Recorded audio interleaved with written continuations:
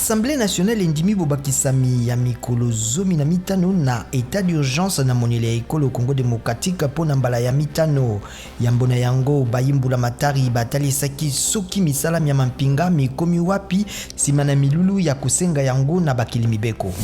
Bato nkoto tuku motoba bakimi ndako na bango likolo ya bitumba bezali kokoba uto suka sanza ya mitano na Masisi na Nord Kivu. Ocha misala ya lisungi mya ONU elobi mingi kati na bango bazali kobika malamu te kati na bitelo bitonga pe bisika misusu ya malunga te. Motango ya bato bayebani ete babiki na COVID-19 moleki sika koto tukumisato na ekolo Congo démocratique uto bokono boye bobanda na RDC koto tukumitano na nkama mitano na tukumibali na libwa bayebana kozwa yango koleka nkoto moko nde bakufi.